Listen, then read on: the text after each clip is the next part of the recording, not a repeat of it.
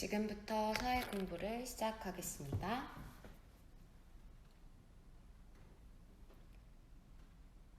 우리가 지난 시간까지 계속해서 지도에 대해서 공부를 했습니다. 벌써 오늘이 지도를 활용한 마지막 시간 공부가 됐네요.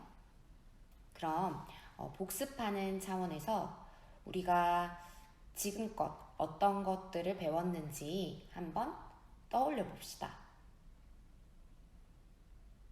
지난 시간까지 우리가 배웠던 것들 중에 기억에 남는 것, 단어도 좋고요, 문장도 좋고, 기억에 남는 사진이나 그림이 있었던 것도 자유롭게 한번 말해보세요.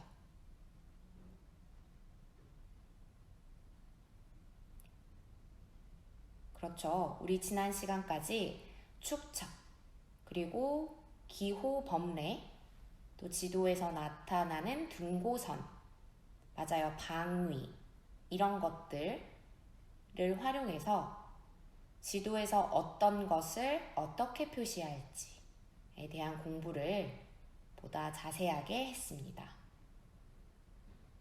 오늘이 마지막 지도 공부인데, 그래서 오늘은 이러한 지도를 우리가 실생활에서 어떻게 활용하고 있는지에 대해서 공부해 보려고 합니다.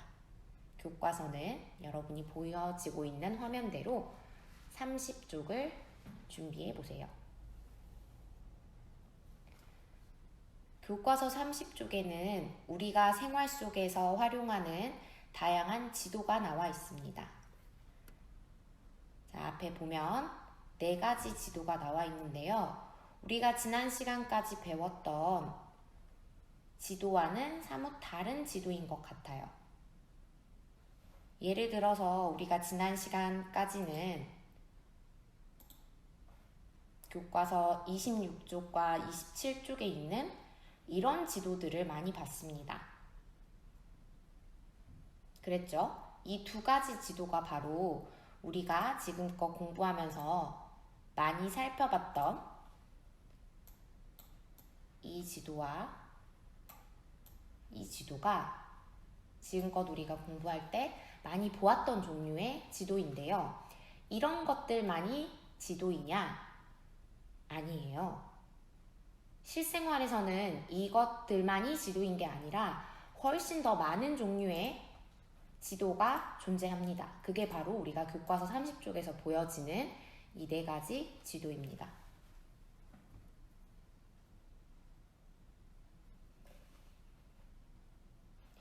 하나씩 자세히 한번 살펴보겠습니다.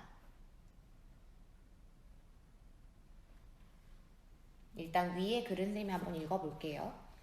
우리는 생활하면서 다양한 지도를 활용합니다. 우리가 주로 사용하는 지도에는 중요한 것만 간략하게 나타낸 약도, 길을 찾을 때 활용하는 도로교통 지도, 알리고자 하는 내용을 자세히 표시한 안내도 등이 있습니다. 어디 교과서에 중요한 단어들을 한번 동그라미 한번 해볼게요. 방금 우리 읽었던 부분들 중에서 밑줄 해볼게요.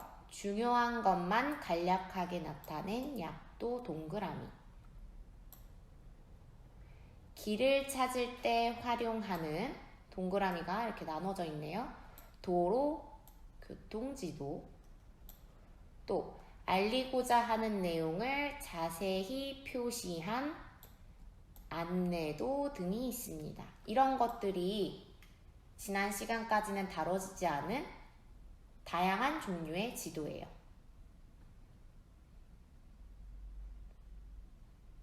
밑줄로 표시가 다 되었으면 밑에 나와 있는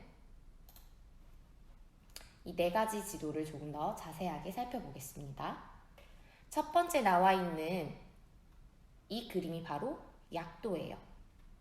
약도는 위에서 말했던 것처럼 중요한 것만 간략하게 나타냈다라고 했는데, 우리 국어 시간에 중요한 말들을 짧게 정리하는 것, 메모라고도 하죠. 마치 그것과 비슷하다고 생각하면 돼요. 모든 내용을 다 쓴 게 아니라 중요한 것들만 간략하게 짧게 줄여서 나타낸 거예요. 약도.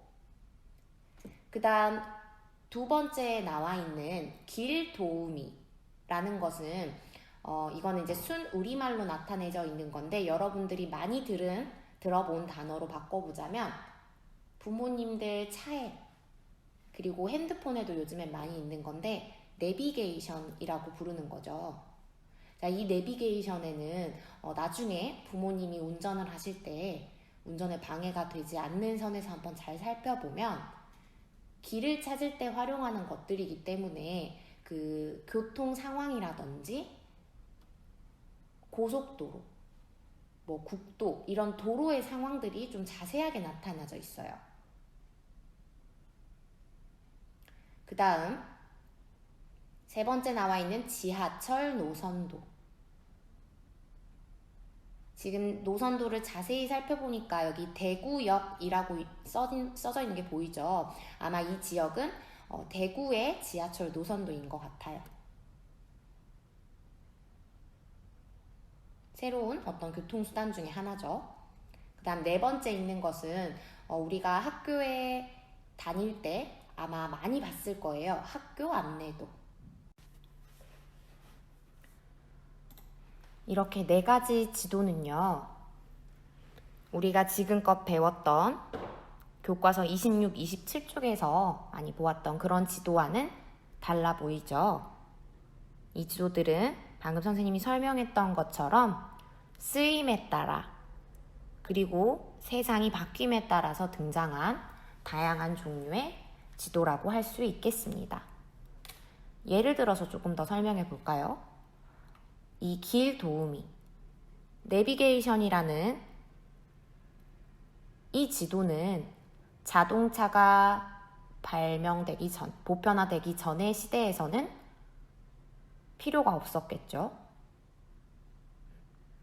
그리고 지하철 노선도라는 이 지도 역시 지하철이라는 새로운 교통수단이 등장하기 전까지는 필요하지 않았을 거예요.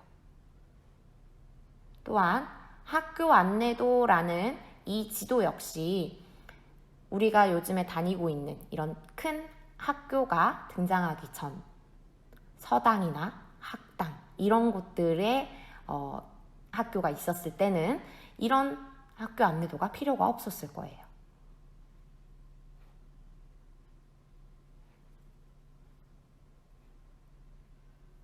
그래서 이런 다양한 종류의 지도들은 다시 정리하자면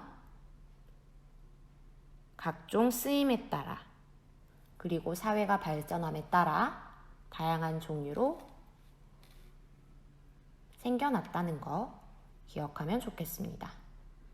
그럼 다양한 지도를 이용하는 방법 문제로 한번 정리해 보겠습니다.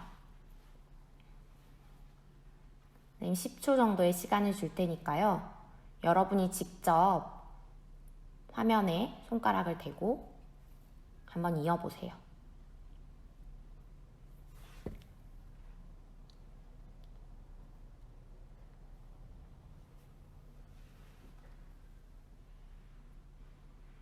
활동해 봤습니까? 네, 그럼 첫 번째, 이 길도우미, 이것은 어디로 가면 좋을까요? 1, 2, 3, 4번 중에 그렇죠? 4번으로 가면 좋겠네요. 그 다음 두 번째 있는 이것은 지하철 노선도죠. 지하철 노선도는 네, 2번으로 가면 좋겠습니다. 이것은 학교 안내도예요. 학교 안내도는 전학 온 친구에게 학교를 안내할 때 사용하면 좋겠네요. 마지막으로 조금 크게 확대를 해보면 아마 공원인 것 같은데 가족과 공원에 갔을 때 길을 찾기 위해 사용하는 용도로 그 쓰임으로 활용하면 좋겠습니다. 그럼 이제 교과서 31쪽으로 한번 넘어가 보겠습니다. 여러분 책 교과서 31쪽입니다. 우리 가족이 남원시로 여행을 간다면 어떤 순서로 여행할지 관광 안내도를 보고 계획을 세워봅시다. 요즘에 우리가 코로나로 인해서 외출이 쉽지 않죠. 학교도 이렇게 오지 못하는 상황인데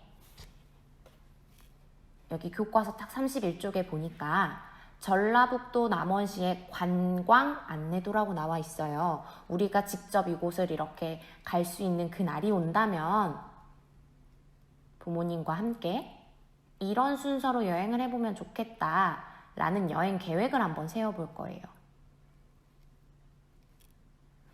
그러려면 일단 전라북도 남원이라는 곳이 어떤 곳인지 알아야겠죠.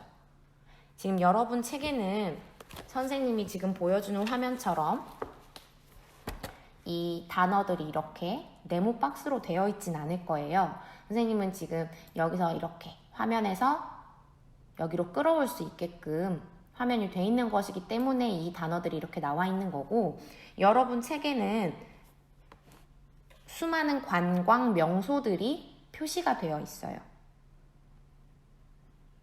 전라북도 남원에 대해 선생님이 간략하게 말을 해주자면 여러분이 잘 알고 있는, 들어본 적이 있을 수 있어요. 춘향가라는 판소리가 아주 유명한 곳이에요.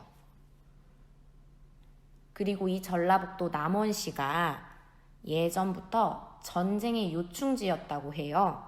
그래서 전쟁과 관련된 역사 기념물이 아주 많이 있고요.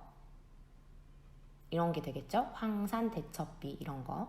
그다음 아까 춘향과 관련된 춘향 테마파크, 춘향가, 국악이라 했으니까 국악의 성지, 춘향묘 이런 것들. 또 여기 그림에선 잘 보이진 않지만 남원시에는 우리나라에서 아주 아름답기로 유명한, 여기 나와 있네요. 지리산 국립공원도 있어요.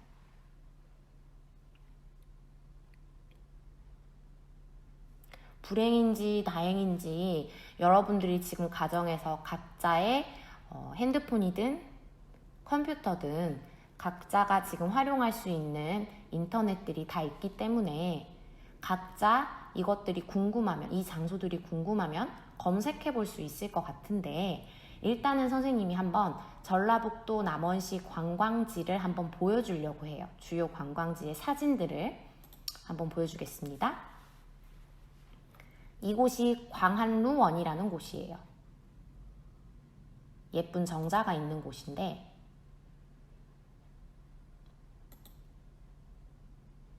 돌로 만들어져 있는 다리가 있고 큰 정원 같은 곳이에요.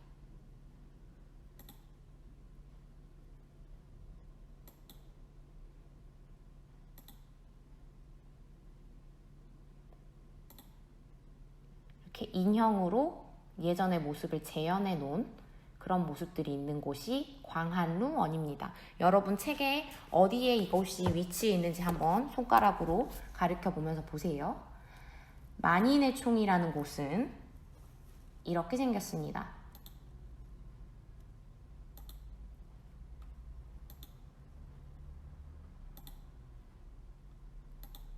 이곳이 어떤 곳인지 궁금하다면 이따가 계획표를 세우기 전에 검색을 한번 해보세요.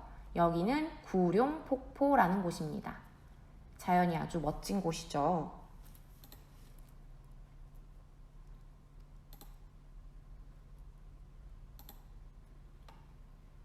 그 다음 황산 대첩비. 비석이네요.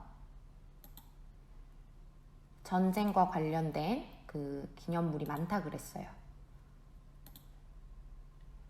춘향 테마파크. 춘향이라는 게 아주 유명하기 때문에 그것을 이 전라북도 남원시에 관광 명소화 해가지고 만들어 놓은 곳이에요.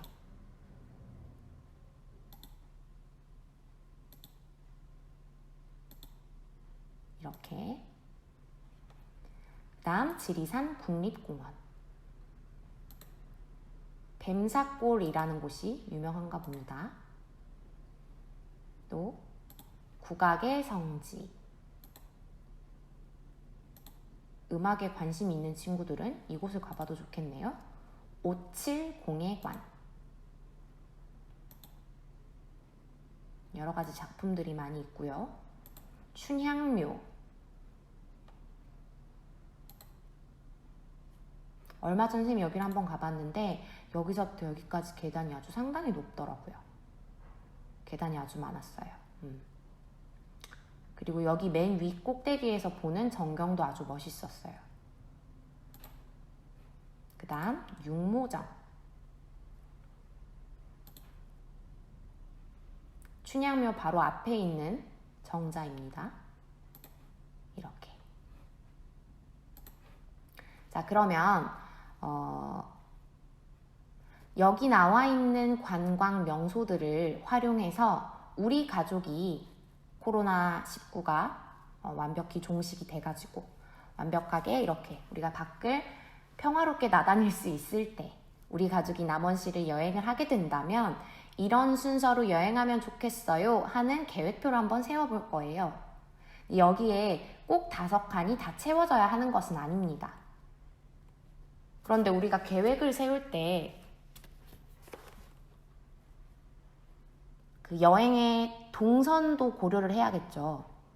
첫날에 집에서 출발해서 광환루원에 갔다가, 광환루원이 지금 여기네요. 광환루원에 갔다가 국악의 성지에 갔다가 다시 만인의총에 왔다가 이렇게 왔다 갔다 하는 동선은 효율적이지 않겠죠. 그런 자동차를 타고 이동하는 그 동선도 고려를 해야 될 것 같고요. 여기다 한번 써볼까요? 첫 번째 고려해야 할 부분 1. 이동 동선을 한번 고려해 보고요. 그 다음 2. 두 번째 고려해야 될 것은 꼭 이 모든 곳에 다 가볼 필요는 없어요. 여행을 할 때는 내가 관심 있는 주제에 따라서 해보는 것도 좋아요. 여기 두 번째는 내가 관심이 가는 주제.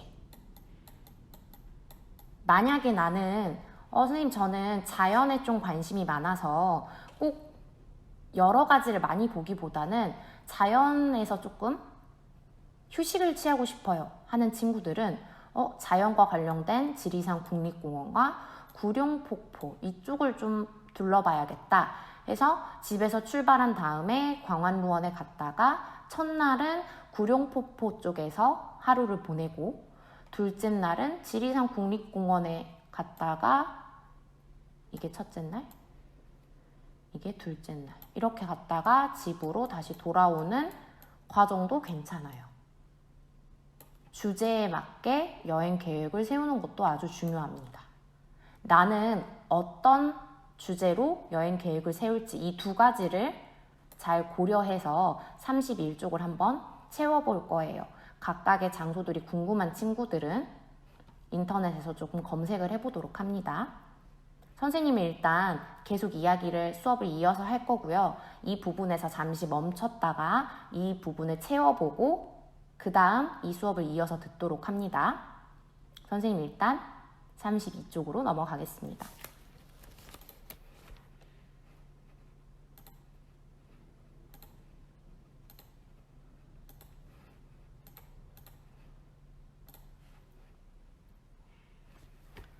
자, 32쪽입니다.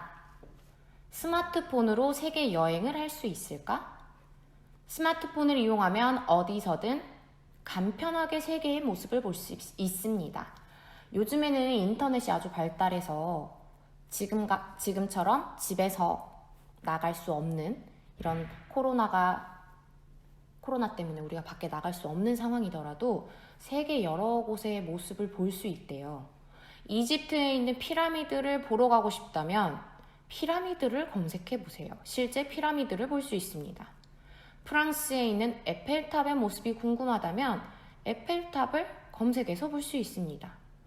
이와 같이 응용 프로그램을 사용하면 세계 곳곳의 생생한 모습을 쉽고 간편하게 찾아볼 수 있습니다 라고 되어 있는데 선생님 여기에서 여러분들이 가정에서 어떻게 하면 이걸 쉽게 볼 수 있을까를 봤는데 선생님 하나 소개해주고 싶은 프로그램이 있어요. 바로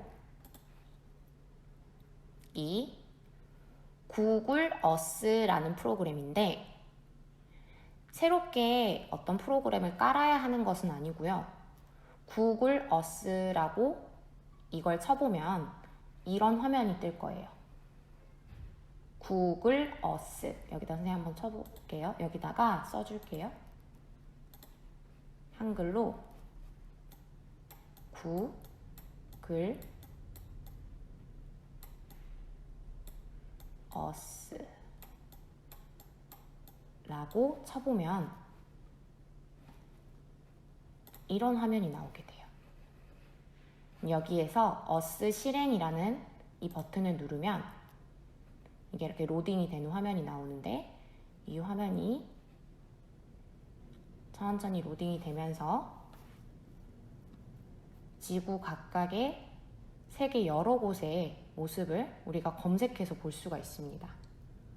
선생님이 아까 여러분 보여주려고 미리 찾아놓은, 여기는 지금 어디냐면 이탈리아의 수도 로마라는 곳이에요. 지금 코로나19로 전 세계가 피해를 보고 있는데, 뉴스를 본 친구들은 알 거예요. 이탈리아도 아주 큰 피해를 입고 있는 곳 중에 하나인데, 만약에 내가 이곳에서 여기를 자세히 보고 싶어서 조금 선생님이 지금 당기고 있습니다. 여기를 이렇게 당겨서, 자, 어디 볼까요? 여기 바티칸 미술관이라는 이곳이 조금 자세히 보고 싶어요. 그럼 여기를 클릭합니다. 그럼 여기 오른쪽에 사진이 나오죠? 이 사진을 클릭하면 직접 가보지 않아도 바티칸 미술관의 사진을 우리가 볼 수가 있습니다. 그리고 바티칸 미술관에 대한 설명이 이렇게 나와 있죠. 또 다시 뒤로 가려면 뒤로 가기 버튼을 누르고요. 또 이쪽 이탈리아에 또 유명한 트레비 분수라는 곳이 있네요. 분수도 한번 가보면, 자, 트레비 분수라는 곳에 주변에 어떤 식당가들, 그 다음에 분수의 사진들도 이렇게 자세히 볼 수가 있습니다. 지금 이 프로그램도 여러분들이 가정에서, 선생님 방금 말해줬죠? 구글 어스라는 이 프로그램을 활용해서 세계 여행을 가정에서 한번 해보는 시간 가져보면 좋겠습니다.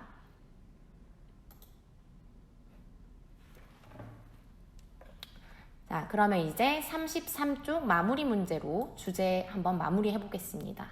자, 이 부분 역시 여러분이 바로 선생님의 설명을 듣지 말고 각자 여기 보기에서 답을 채워본 다음에 그 다음 선생님 설명을 확인하면서 정답을 체크해보면 좋겠습니다. 선생님은 계속 이어서 설명을 하겠습니다. 자, 보기에서 알맞은 말을 찾아 써봅시다. 보기는 지금 방위표, 법례, 축척, 등고선이라는 말들이 있네요. 자, 여기 지도 상단에 있는 숫자 4처럼 생긴 동서남북. 동서남북을 이용해 위치를 나타냅니다. 이거는 네 가지 중에, 그렇죠, 방위표. 그 다음 여기 화살표에서 무등산을 가리키고 있고요. 높이가 같은 곳을 선으로 이어 땅의 높낮이를 나타냅니다. 색깔로도 나타내진다고 했는데 이것을 뭐라고 표현한다고 했죠? 네, 등고선. 맞습니다. 그 다음에 아래쪽에 보면 이 부분, 지도에 쓰이는 기호의 뜻을 나타냅니다. 이 네 가지 중에 맞습니다. 법례.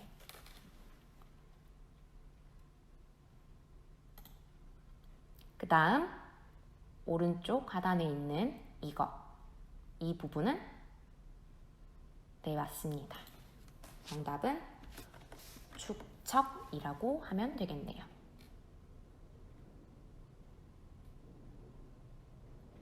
자, 여기까지 해서 1단원에 있는 지도로 본 우리의 지역, 소단원 2를 다 공부를 했습니다.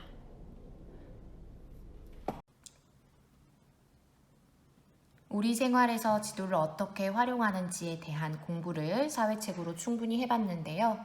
이제 지역 교과서 광주의 생활 23쪽으로 다시 한번 정리해 보겠습니다. 23쪽에 보면 우리가 실생활에서 활용하는 다양한 지도의 예가 나와 있습니다. 첫 번째로 교통도가 나와 있고요. 두 번째로 지하철 노선도가 나와 있습니다.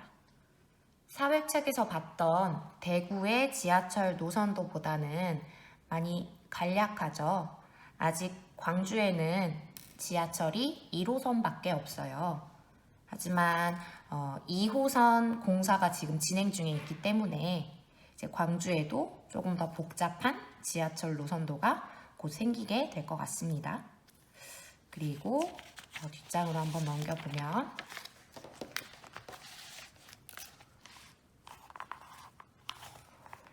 무등산공원, 우리 광주의 아주 자랑스러운 산 중에 하나죠. 무등산공원의 원효사 지구 탐방 안내도, 쓰임에 따른 지도 종류 중에 하나고요. 국립 5.18 민주묘지 안내도도 있습니다. 사회책에서도 봤듯이 각각의 쓰임, 그리고 사회가 발전함에 따라서 지도는 더 다양한 형태로 만들어질 수 있습니다. 그럼 사회책에서는 우리가 전라북도 남원시에 여행 계획을 세워봤는데 이 교과서 25쪽, 광주의 생활 25쪽에 나와 있는 이 부분도 함께 해결해 볼 거예요. 다른 고장에 사는 친척이 광주에 방문했습니다. 광주를 소개하는 여행 계획을 세워봅시다. 사회책에 있는 전라북도 남원시는 우리가 첫째 날, 둘째 날 어디를 갈지 조금 더 막막했을 수 있어요. 왜냐하면 잘 모르는 지역이기 때문에. 하지만 우리는 광주에 그래도 살고 있기 때문에 자세히 보면 우리가 잘 알고 있는 지역들도 많이 눈에 띌 거예요. 조금 확대해서 보면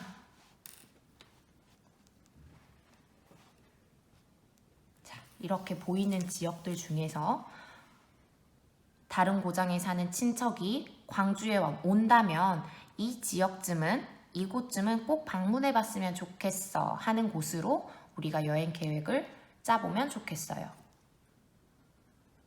그러면 여행 계획을 짤 때 2가지 정도 선생님이 고려를 해야 된다고 했죠. 첫 번째는 이동 동선을 고려해야 된다고 했어요. 광주 송정역에 있다가 광주 호수 생태원에 갔다가 다시 송정역 시장에 오는 이런 동선은 효율적이지 않겠죠. 만약에 이렇게 가고 싶다면 광주 송정역을 갔다가 송정역 시장을 그 다음 이어서 간 다음에 호수 생태원에 가는 게 조금 더 효율적인 동선이 될 것 같죠. 이동 동선을 고려해야 하고, 그 다음에 여행의 주제. 우리 친척은 시장을 조금 좋아하니까 시장, 쇼핑 이런 것들을 위주로 계획을 세워야겠다. 혹은 우리 친척은 어린 동생들이 있으니까 조금 재미있는 공원 위주로 해줘야겠다. 계획을 세워줘야겠다. 이런 주제들이 있으면 좋겠어요. 그런 주제들로 광주의 여행 계획까지 세워봅니다. 그러면 여러분들이 계획을 세워야 하는 게 지금 2가지가 나왔어요. 사회책 31쪽과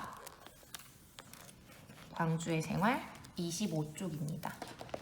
이렇게 2가지의 여행 계획을 세워보는 게 오늘의 마지막 활동입니다. 여기까지 하면 지도로 본 우리 지역 단원이 모두 끝이 나게 됩니다. 남은 시간에는 이 관광 안내도 여행 계획을 세워보는 시간을 가지면서 마무리하도록 하겠습니다.